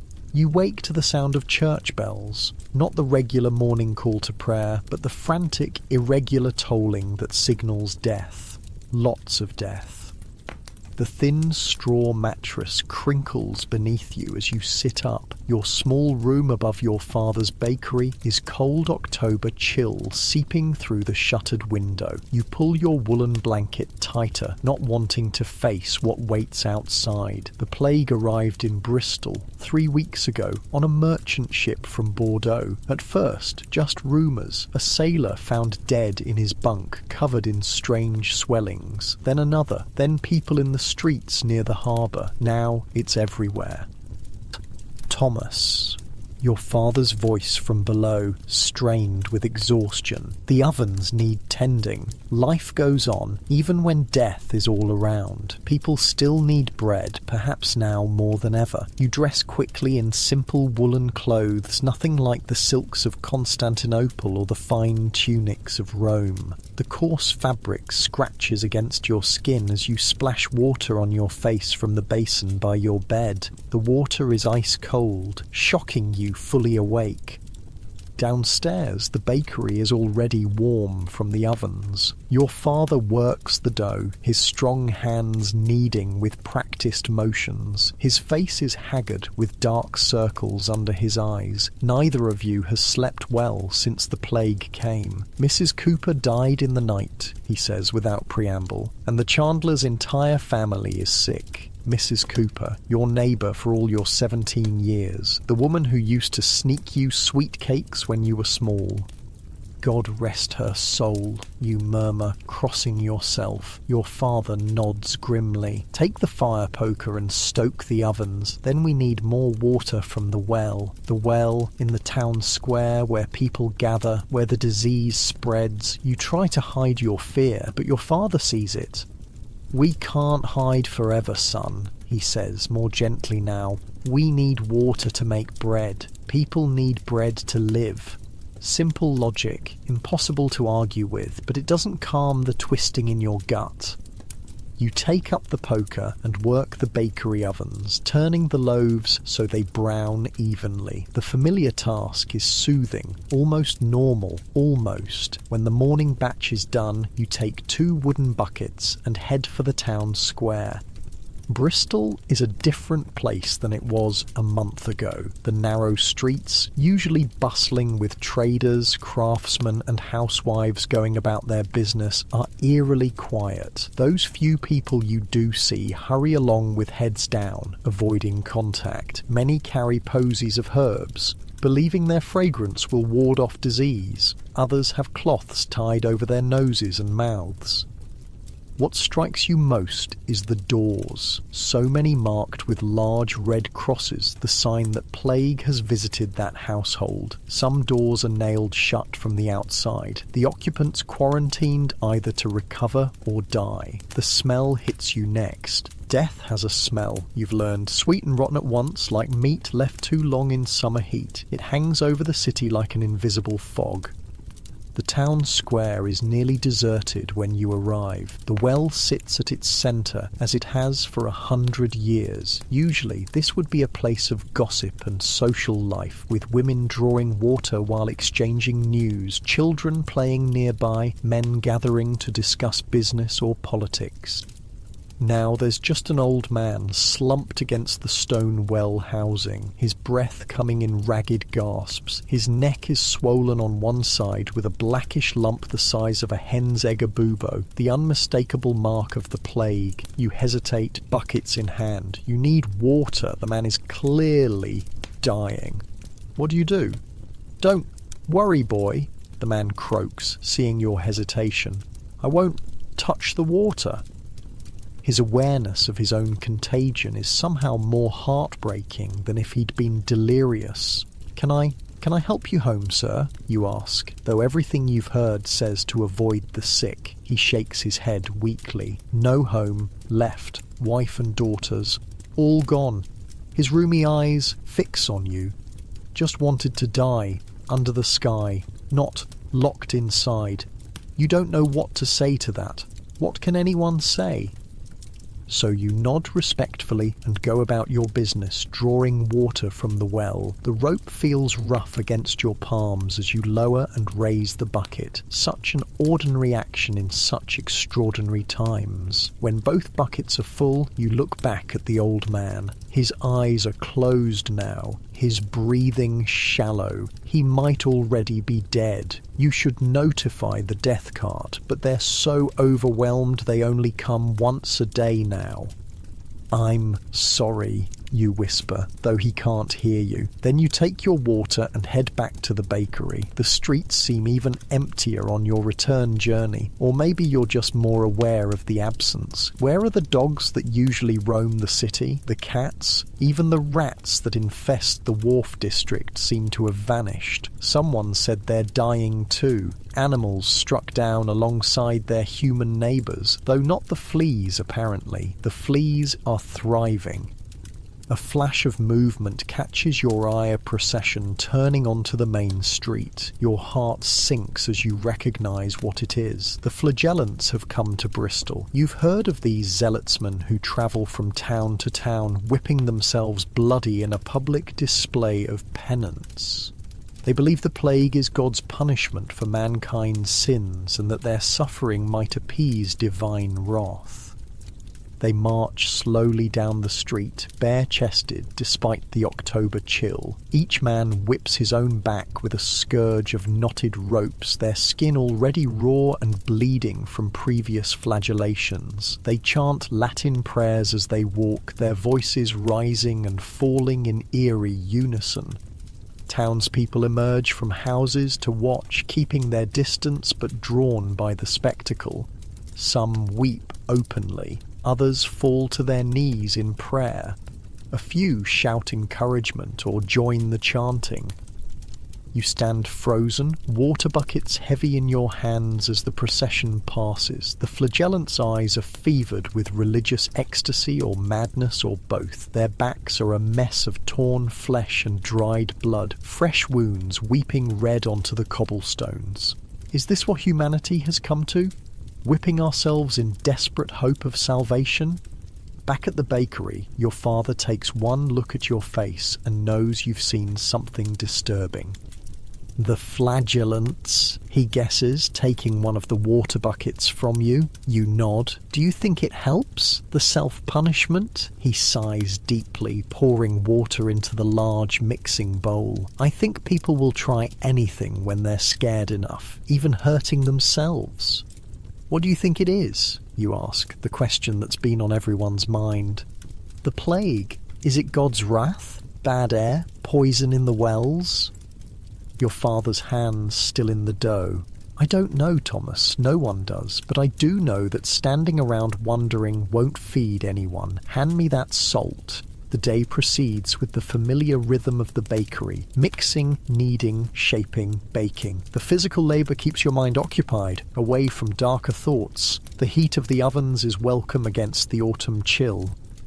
People come for bread, fewer than normal but still a steady trickle. They leave coins in a bowl of vinegar believed to cleanse the metal of contagion and take their loaves with murmured thanks. No one lingers to chat as they once did. The bakery, once a social hub of the neighbourhood, is now just a place of necessary business. As evening approaches, a new sound joins the death knell of church bells, the slow creak of wheels and the doleful call, "Bring out your dead." The death cart makes its rounds at dusk now, collecting the day's victims. You and your father close the shutters, trying to block out the sound, but it seeps through anyway. The rumble of wooden wheels on cobblestones, the thud of bodies being loaded, the occasional sob of a survivor. Will it ever end? You ask quietly as you sit down to a simple supper of bread, cheese and small beer. Your father doesn't answer immediately. When he does, his voice is tired but steady. It will. All things do. The question is, who will be left to see it? That night, sleep eludes you. The death cart continues its rounds well past midnight. Somewhere nearby, a woman wails in grief or pain. The flagellants have set up in the town square, their chanting carrying through the night air. When you finally do drift off, your dreams are troubled. You're on a ship, watching rats pour from the hold, their bodies teeming with fleas. You're in a field of buboes that burst when touched, releasing not pus, but thousands of tiny black spiders. You're walking through Bristol, but everyone you pass turns to look at you with blackened, necrotic faces. You wake with a gasp, sweat-soaked despite the cool air. Dawn is breaking, pale light filtering through the shutters. Another day in plague-stricken Bristol begins. But something's wrong, different. Your body aches in a way that has nothing to do with yesterday's labour. Your head pounds. And there's a tenderness in your groin that sends a spike of pure terror through your heart. No. Please, God, no. With trembling fingers you reach down, feeling through your linen nightclothes. There, in the crease where thigh meets body, an unmistakable swelling, a bubo, the plague mark. You've been struck. For a moment, all you can do is lie there, frozen in horror. The plague. You have the plague. The disease that's been emptying Bristol house by house. The killer that takes 2 out of every 3 it touches. Father, you try to call, but your voice comes out as a croak. You clear your throat and try again, louder. Father, footsteps on the stairs. Then your father's concerned face appears in the doorway. Thomas, what? Civil War soldiers were more likely to die from diarrhea than from bullets. No, really. The disease killed 44,000 Union soldiers. That's the equivalent of 10 entire Gettysburg battles, and that was just one of the many diseases they faced. Hey, quick thing before we start. If you actually listen to these regularly, hit like or subscribe. I always wonder where everyone's at, so comment your city and what time it is. Weird to think some of you are having breakfast in London while I'm recording this at night here in the States. Alright, tonight it's the American Civil War, but before we go anywhere, get comfortable. Like, actually comfortable. Pillows good? Blanket situation handled? Perfect. Trust me on this one.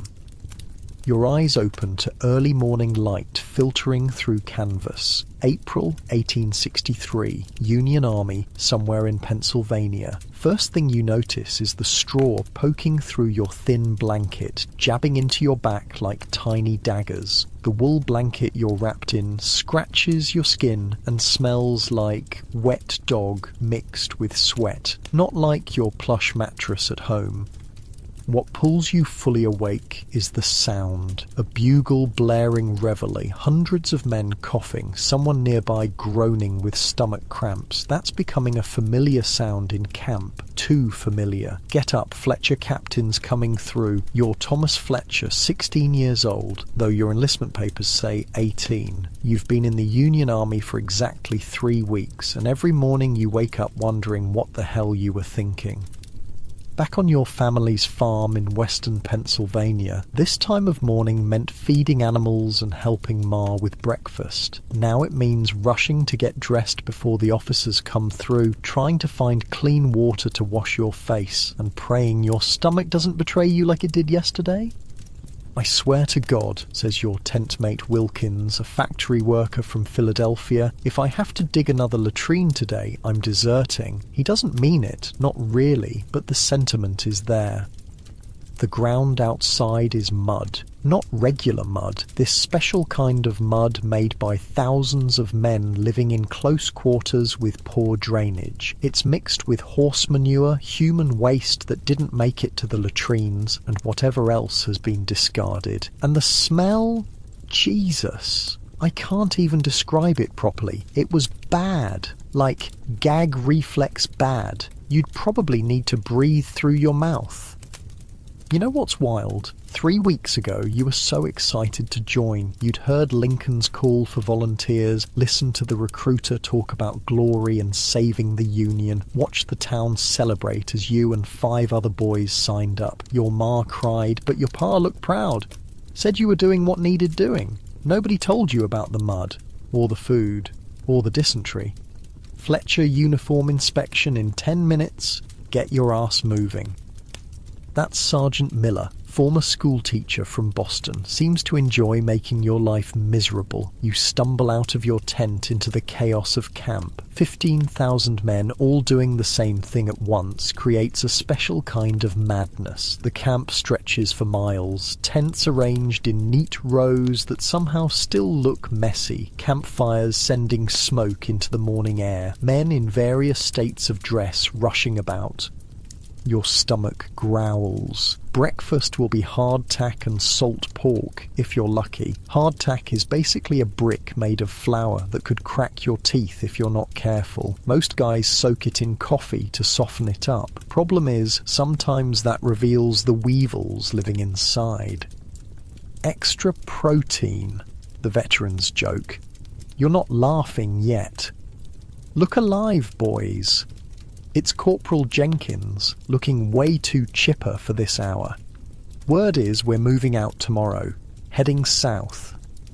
The words send a jolt through you. South means closer to battle. You enlisted to fight, sure, but the reality of it is starting to sink in. They say Lee's army is on the move, Jenkins continues, lowering his voice like he's sharing state secrets. Could be the big one. William, the quiet farmer's son from Ohio who sleeps on your other side, looks up from lacing his boots. My pa says every battle is the big one until the next one comes along. Smart kid, William, barely older than you, but sometimes seems like he's carrying the wisdom of someone 3 times his age. His hands are permanently stained with dirt from the farm, much like yours. The morning routine is mind-numbing but necessary. Roll call, breakfast, drilling, more drilling, cleaning your rifle until you can see your reflection in the metal. You fired it exactly twice during training. Some of the boys had never held a gun before enlisting. "You seen Johnson this morning?" asks Wilkins, chewing on hardtack that makes an audible crunch with each bite. "Infirmary," says William quietly. "Fever got worse in the night." A moment of silence falls between you. 3 men from your company have already died of disease, and you haven't even seen battle yet. The infirmary tent is a place of nightmares, men moaning in pain, the smell of infected wounds and body odour, harried doctors moving from cot to cot with barely a glance at each patient. After breakfast, which is a generous way of describing what you just ate, it's drill time. 2 hours of marching back and forth across a muddy field, practicing formations that supposedly matter in battle. Forward march, right face, about face, load in 9 times, present arms. Your drill instructor is a weather-beaten man named Corporal Haynes who fought in the Mexican War. His voice carries across the field like thunder. "You call that a formation. My dead grandmother could make a straighter line again. The rifle is heavy. That's the thing nobody tells you. The Springfield model 1861 weighs about 10 pounds, which doesn't sound like much until you're holding it at shoulder arms for an hour. Your muscles burn. Sweat trickles down your back despite the cool spring air. But Haynes keeps pushing. When you meet Johnny Reb on the battlefield, you'll thank me. Loading your rifle needs to be instinct. You hesitate, you die. You try not to think about the dying part. Mid-morning brings a different kind of drill, bayonet practice, charging at straw dummies tied to posts, stabbing and slashing with a foot-long blade attached to your rifle. The thought of driving this into another human being makes your stomach turn, but you push the feeling down. This is what you signed up for. "Put your weight into it, Fletcher," Haynes barks. "They won't just stand there and let you poke 'em." By noon, your uniform is soaked through with sweat and your hands are blistered. There's a brief respite for a meal that's nearly identical to breakfast, and then it's equipment inspection. The sergeant walks down the line, examining each soldier's kit. Rifle, bayonet, cartridge box, cat pouch, haversack, canteen, blanket, roll. Everything must be in place, clean as possible given the circumstances. "Your rifle's filthy, Thompson," he says to the man next to you. "Clean it again." When he reaches you, he pauses. "Boots coming apart, Fletcher. See the quartermaster after this." You glance down. Sure enough, the sole of your right boot is separating from the upper. Great. The quartermaster is notoriously stingy with new equipment. "Stitch it together," he'll probably say. "We're not made of boots." After inspection comes fatigue duty, the Army's term for chores. Today, your squad is assigned to dig new latrines. The old ones are filling up fast and the smell is becoming unbearable even by camp standards. So you spend 2 hours digging trenches in the hard ground, taking turns with worn shovels. "You know what my father told me before I left," says Wilkins, pausing to wipe sweat from his brow. "He said, 'Son, in the army you'll see the best and worst of men.' He didn't mention I'd be smelling the worst too." That gets a laugh from the group. Humour, however crude, is your collective shield against the reality of your situation. By late afternoon, your hands are raw and your back aches, but the new latrines are dug. You head to the creek that runs along the edge of camp to wash up. The water is cold and not particularly clean, too many men using it upstream, but it's better than nothing. As you're scrubbing dirt from your hands, William appears beside you. "Letter call came while we were digging," he says, holding out an envelope. "This one's for you." Your heart leaps. Mail from home is the most precious thing in camp. You dry your hands on your trousers and take the letter carefully. Your mother's handwriting. You'll save it for tonight, something to look forward to. "Any for you?" you ask William. He shakes his head. "Not today."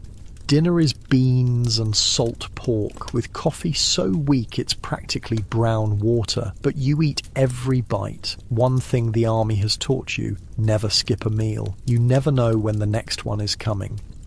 As the sun begins to set, an unusual excitement runs through the camp. A travelling photographer has arrived and set up his equipment near the officers' tents. For 25 cents, soldiers can have their portrait taken to send home. "Should we do it?" Wilkins asks, genuinely excited for the first time in days. You check your meagre funds. 25 cents is a lot, nearly half of what you have left from your last pay. But the thought of sending your portrait home to your mother...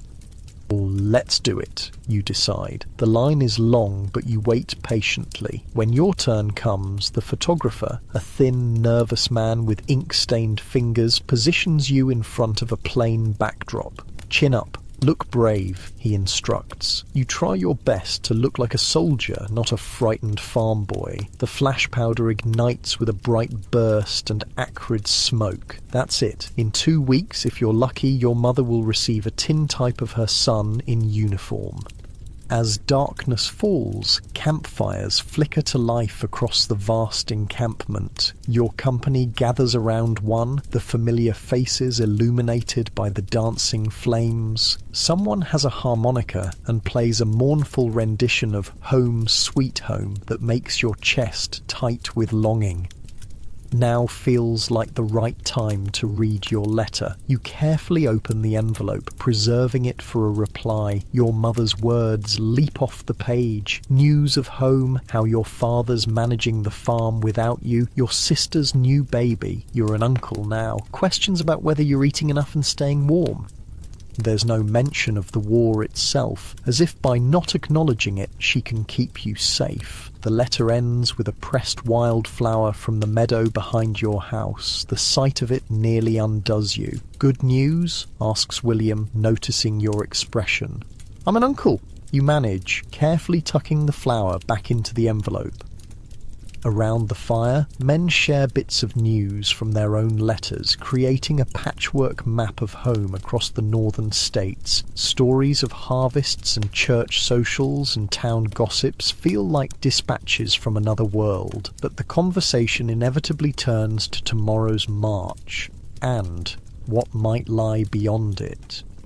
"My cousin was at Bull Run," says Thompson, poking at the fire with a stick. "Said it was pure chaos. Men running in every direction, couldn't tell friend from foe through the smoke."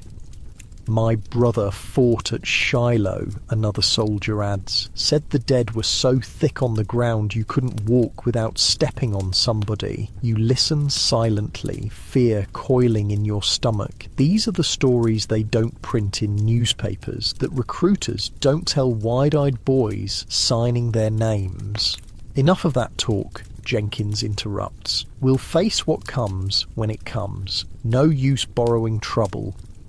Wise words, but cold comfort as you return to your tent for the night. The canvas structure seems flimsy protection against what awaits you in the days ahead. You settle onto your bedroll, the straw crackling beneath you. Outside, the sounds of camp gradually quiet, the occasional laugh, a bout of coughing, the distant neigh of horses. Above the tent, through a small gap in the canvas, you can see stars dotting the night sky.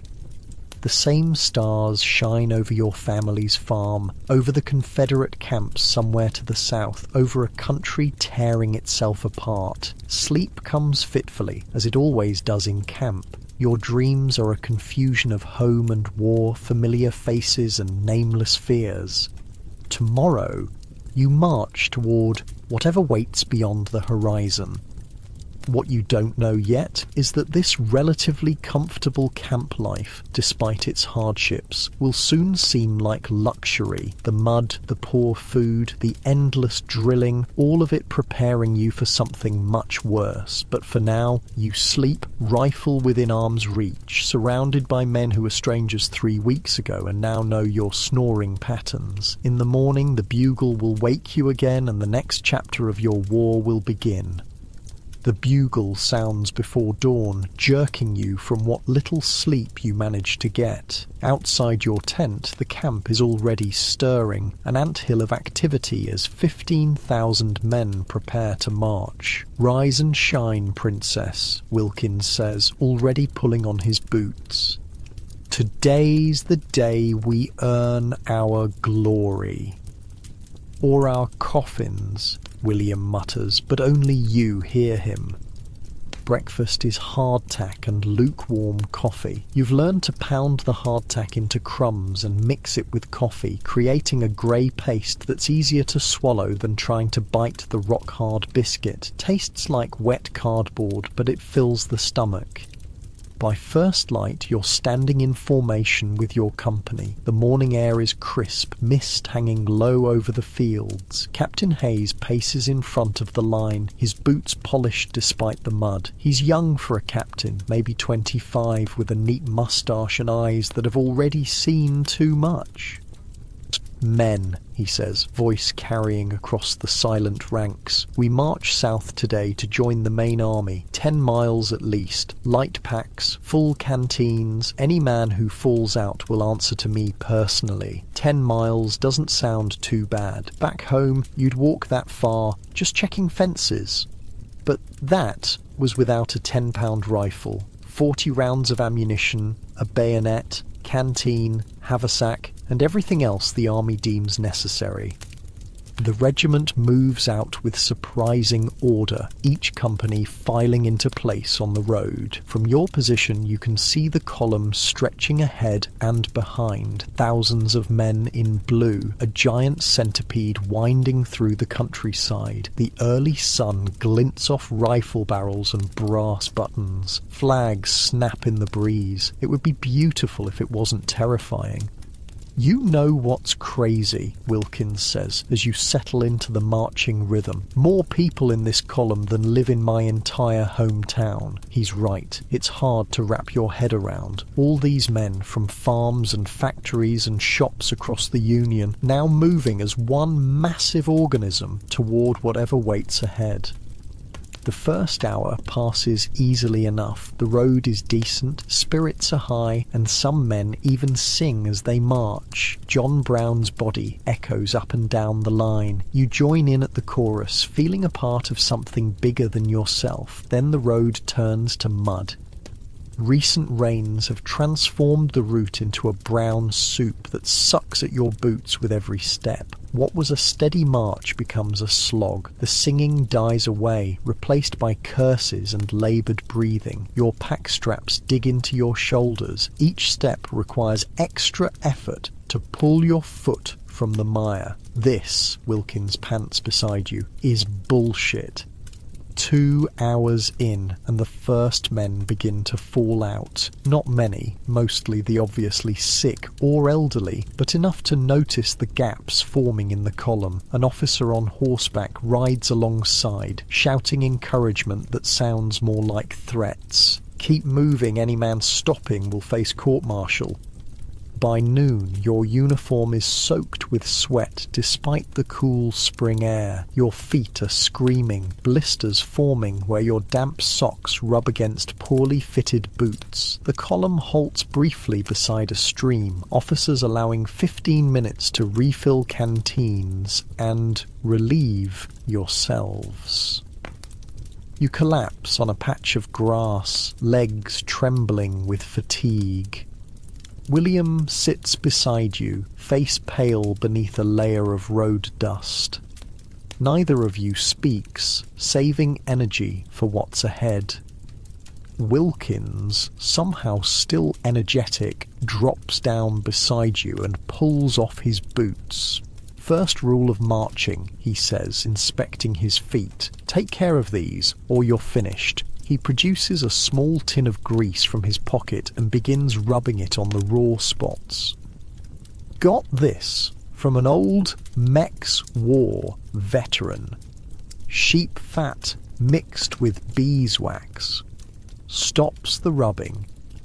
He offers you the tin. The grease smells rancid, but you apply it gratefully to your own blistered heels. It's disgusting, but feels instantly better. "How far you reckon we've come?" William asks, accepting the tin next. Wilkins squints at the sun. 5-6 miles, maybe. Halfway there, if the captain was telling the truth. The thought isn't comforting. The 15-minute rest ends too quickly. Back on your feet, back in formation, back to putting one foot in front of the other. The road climbs now, winding up a gentle hill that feels like a mountain to your tired legs. As you crest the rise, something new appears ahead. Wagons, dozens of them coming toward the column. Ambulance wagons painted white with red crosses. The column parts to let them pass, and that's when you get your first real look at war. The wagons are packed with wounded men. Some sit upright, bandages around heads or arms, eyes vacant. Others lie flat, moaning with each bump in the road. The worst are ominously still, covered with blankets despite the warm afternoon. "Jesus Christ," Wilkins whispers, his usual humour gone.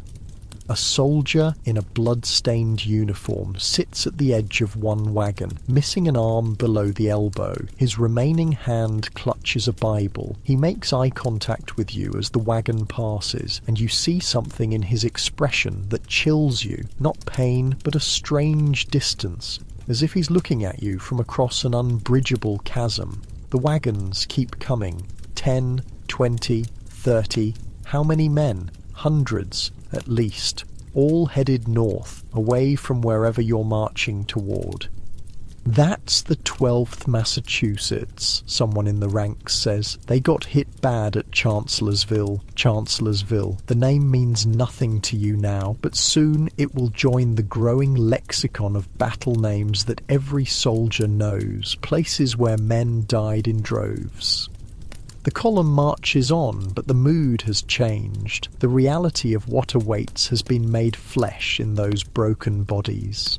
Conversation dies away. Even the officers ride more quietly.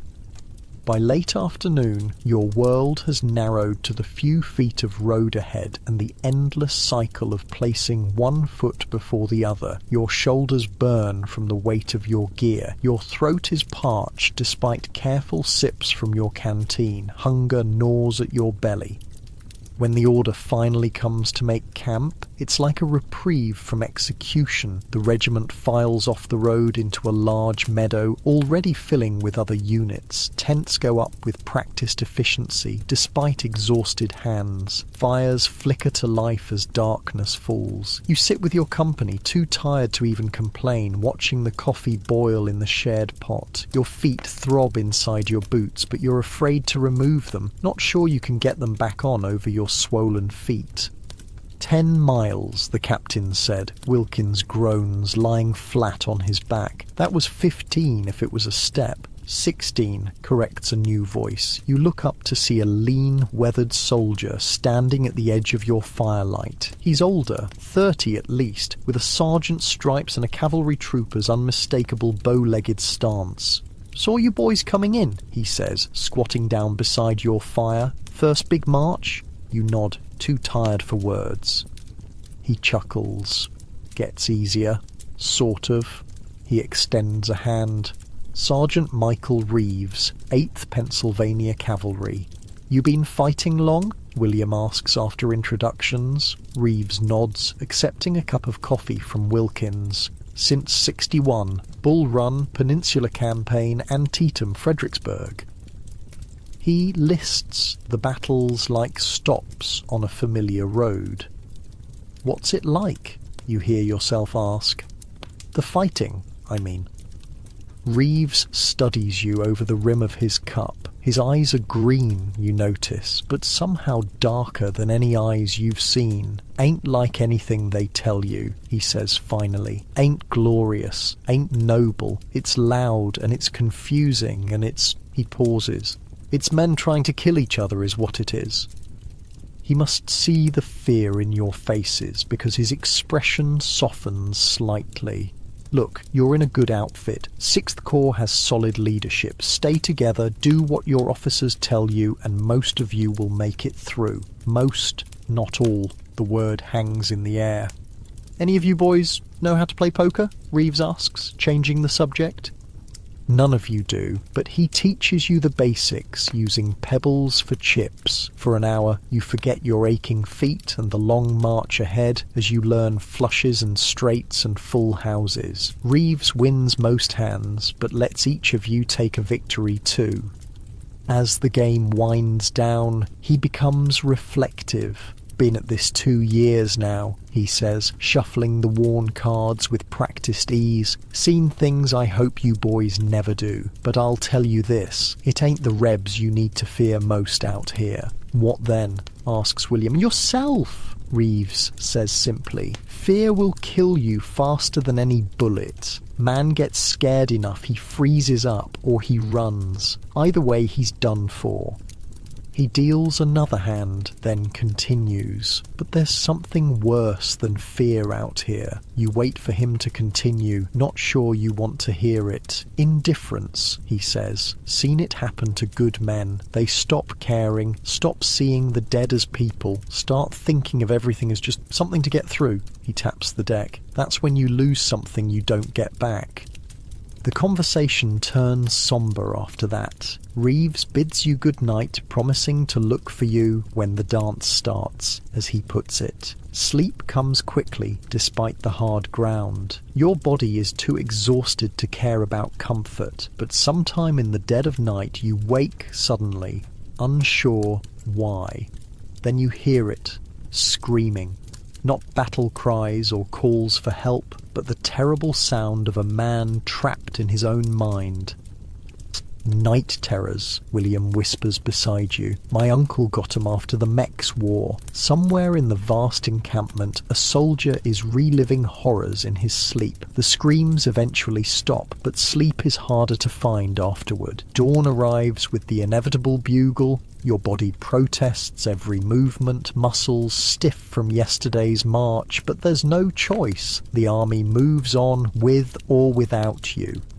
Breakfast is meagre. The supply wagons are running behind, the quartermaster explains. You divide hardtack and share coffee, everyone getting less than they need. As your company forms up, you notice gaps in the ranks. Some men who started yesterday aren't here today, fallen out, sent to the ambulance wagons, or simply disappeared in the night. Desertion is rarely mentioned, but everyone knows it happens. The second day's march begins like the first, but the pace seems slower. Men are already tired, feet already blistered. The road is crowded now with artillery batteries, supply wagons and cavalry scouts moving back and forth along the column. Around mid-morning, a new sound reaches your ears, a distant rumble like summer thunder, but in a cloudless sky. "Artillery," says an older private named Davis. "Big guns, 15-20 miles south." A murmur passes through the ranks. Battle somewhere ahead. The abstract suddenly becomes concrete. Your mouth goes dry despite the water in your canteen. The column presses on, the distant bombardment a constant reminder of your destination. The officers look more serious now, conferring in hushed voices as they ride alongside. By noon, new sights appear along the roadside, evidence that the war has passed this way before. A chimney standing alone, the house it belonged to now ashes and blackened timbers, fields trampled by thousands of boots and hooves, an abandoned cannon, its barrel burst from overuse. "Welcome to Virginia, boys," Wilkins says grimly. You're in the South now, enemy territory, though this part has changed hands so many times it's hard to say who it belongs to anymore. The few civilians you see watch from doorways with expressionless faces, neither welcoming nor hostile, just tired.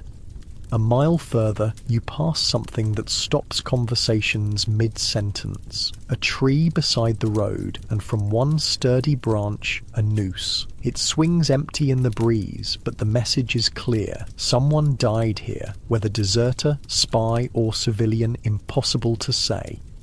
The march continues through the afternoon, your feet moving automatically now, mind somewhere far away. You think of home, of your mother's cooking, of the soft bed waiting in a farmhouse hundreds of miles north. The distance feels insurmountable.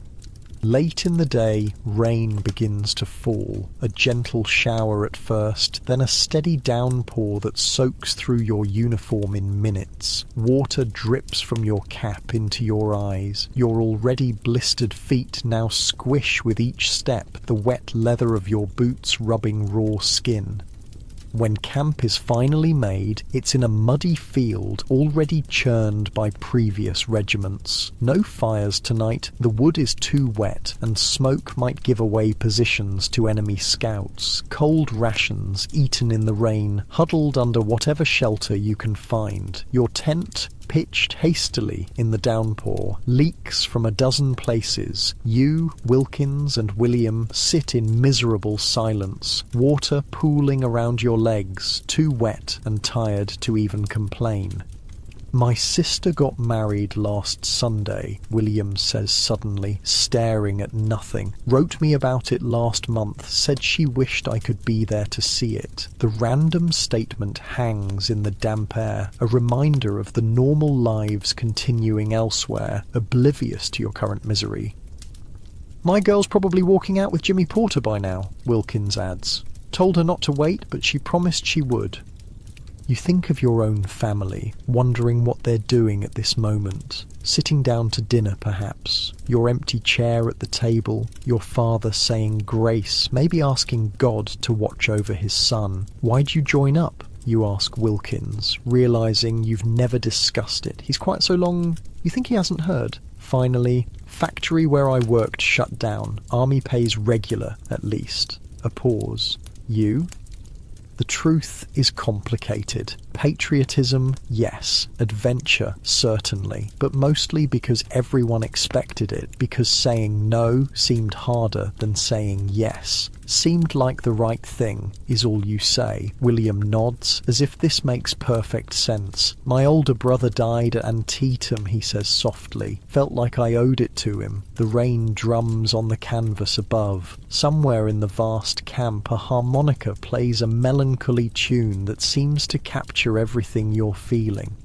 Sleep comes in fits and starts, your body too uncomfortable for true rest. Twice you wake to roll away from water dripping directly on your face. Morning arrives grey and drizzly. The march resumes, somehow even more miserable than before. The mud is deeper, the fatigue more profound, the muscles more sore. But something new enters the equation today. Anticipation. The artillery sounds are closer now, no longer distant rumbles but distinct booms that occasionally shake the ground. Cavalry couriers gallop past the column with increasing frequency, carrying dispatches to and from the front. You're close now, close to whatever awaits. Around midday, the column halts more permanently than the usual short breaks. Officers ride back and forth, conferring and pointing. The men use the opportunity to rest, though the air of tension prevents true relaxation. "What's happening?" William asks, though none of you have answers. An hour passes before Captain Hayes approaches your company. His uniform is mud-splattered, but his voice is steady. "We'll be making camp here," he announces. "The main Union army is deployed 3 miles ahead. We join them tomorrow morning." The news sweeps through the ranks like wildfire. Tomorrow you might see battle. As tents are raised and fires lit, rumours fly faster than cavalry scouts. The Confederate army is just beyond that ridge. No, they're retreating toward Richmond. Lee himself is commanding the Southern forces. No, he's miles away. The fighting will be minimal. No, it will be the biggest battle of the war. In this storm of speculation, Sergeant Reeves appears at your campfire again. He looks different today. Alert, focused, his cavalry uniform crisp despite the conditions. "Thought I'd find you boys here," he says, declining coffee this time. "Wanted to check in before tomorrow." "What's really happening?" Wilkins asks directly. Reeves glances around, then lowers his voice. "Confederate forces are dug in along a creek about 4 miles south. Good defensive position. Our boys have been probing their lines since yesterday, looking for weakness." "Will we attack?" you ask, your mouth suddenly dry. "Or be attacked," Reeves says with a shrug. "That's for the generals to decide. Either way, your regiment will likely see action." He stands to leave, then hesitates. "Listen," he says, looking at each of you in turn. "First time under fire there's no preparing for it. Just remember your training. Load, aim, fire, load, aim, fire. Don't think beyond that." As darkness falls, an unusual quiet settles over the camp. Men write letters home by firelight, clean their weapons for the 1000th time, or simply sit in contemplation. A chaplain moves among the companies, offering prayers and communion to those who want it. You find yourself unable to write the letter you've been composing in your head all day. What do you say when tomorrow might be your last day on Earth? What words can possibly bridge that gap? In the end, you write simply, "Dear Ma and Pa, we've marched to Virginia. I'm well. Don't worry. I'll write again when I can. Your loving son, Thomas." It feels inadequate, but it will have to do. You seal the envelope and give it to the company mail orderly, who promises to send it north with the next courier. The night deepens. Fires burn low. Around one nearby, a group of veterans from another regiment are sharing stories, not of battles, as you might expect, but of strange occurrences and superstitions. "Swear on my mother's Bible," one bearded soldier is saying as you approach their circle. "Saw a man at Fredericksburg take 7 bullets, center mass, and walk away without a scratch. Had a Bible in his breast pocket, stopped the first one, and the rest just went around him somehow." Another veteran snorts. "That's nothing. We had a fella in our company, night before Antietam, dreamed he saw his own grave with his name on it. Next day, first volley, bullet right through the heart." You listen, both fascinated and disturbed. These are the tales of the war that don't make it into newspapers or official reports. "You know what keeps you alive out there?" asks a third soldier, a sergeant with an empty sleeve